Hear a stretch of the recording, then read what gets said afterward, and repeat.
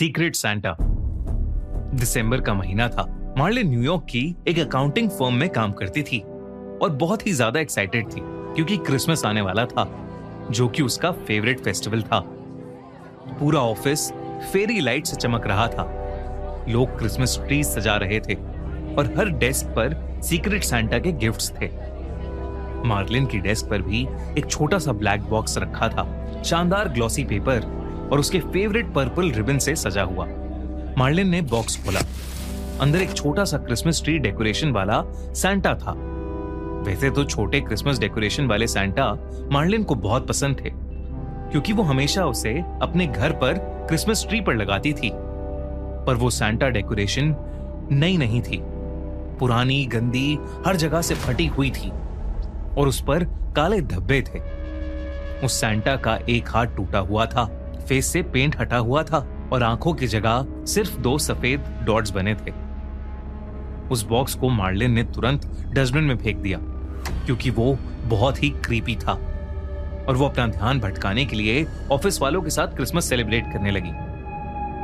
Marlin को लगा कि उस सीक्रेट सैंटा वाले गिफ्ट की कहानी वहीं खत्म हो गई है। पर मार्लिन जब रात को सोई तो एकदम उसकी आंख एक अजीब सी हंसी से खुली। उसने आंखें खोली तो देखा कि वो सैंटा डेकोरेशन ठीक उसके बिस्तर पर थी, लेकिन एक इंसान जितनी बड़ी।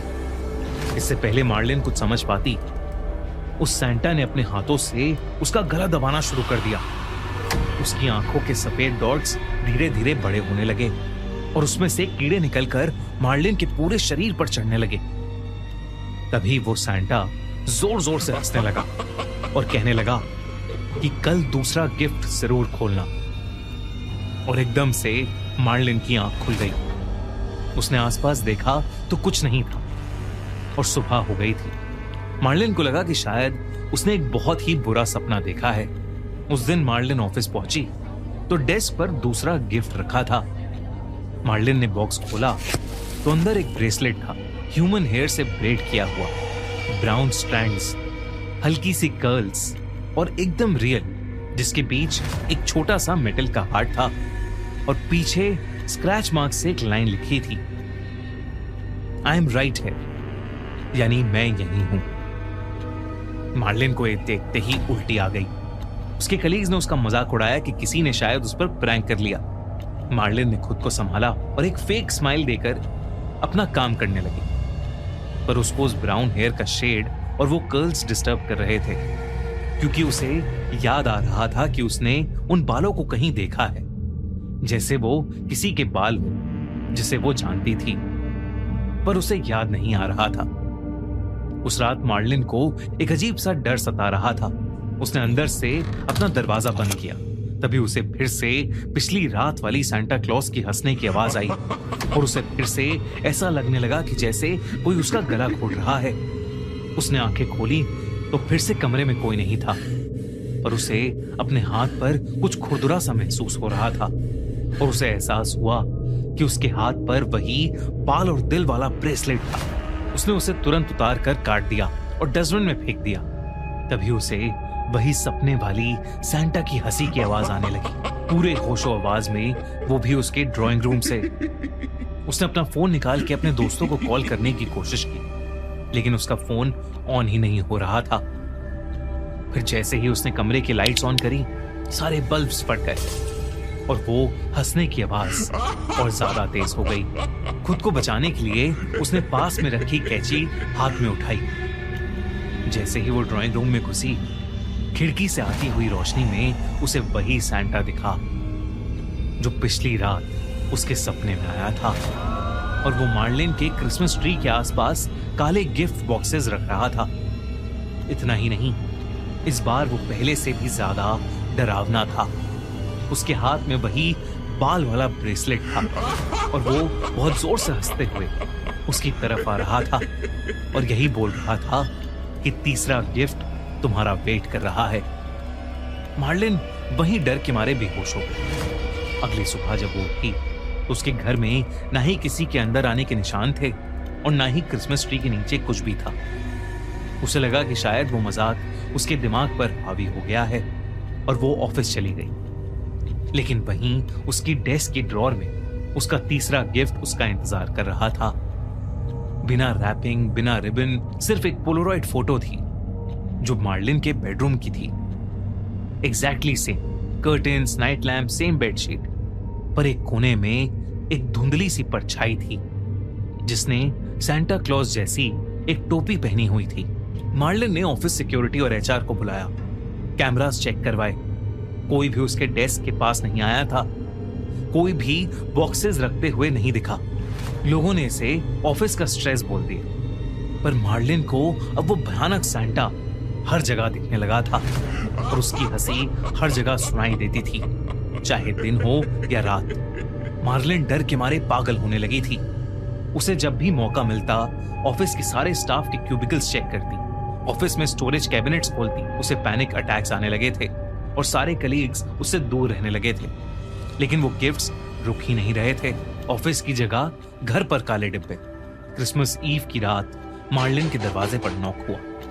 रात के करीब 12 बजे उसने घबराते हुए हाथ में चाकू लिया और दरवाजा खोला।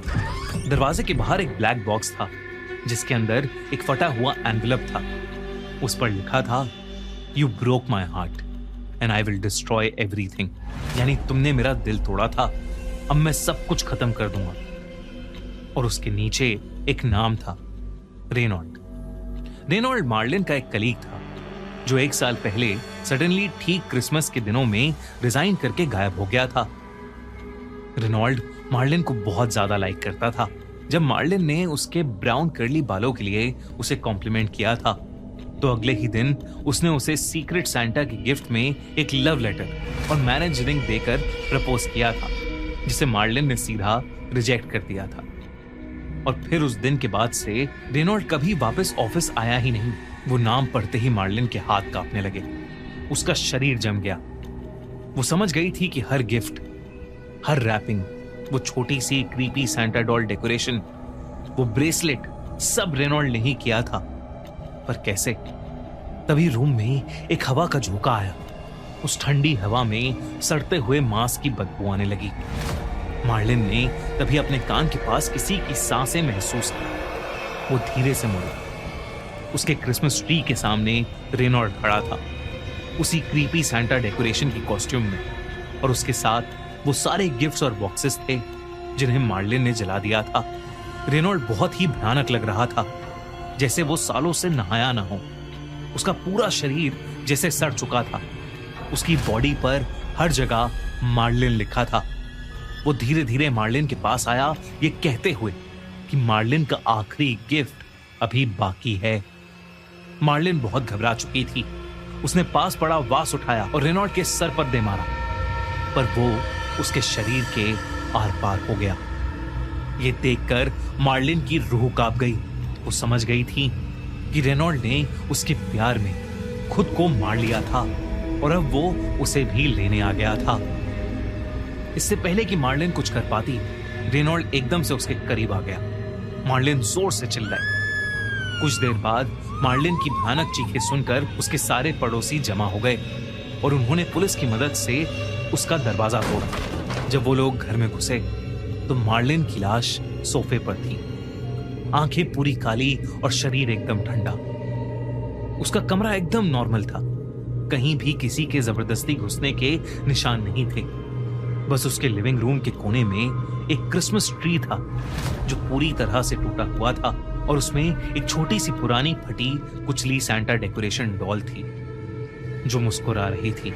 पेड़ के नीचे ढेर सारे काले गिफ्ट बॉक्सेस थे जिस पर एक चीज लिखी थी, merry Christmas from Marlin and Reynold. Police ने इन्वेस्टिगेशन की तो उन्हें मार्लिन के गार्डन में एक और बॉडी गड़ी हुई मिली।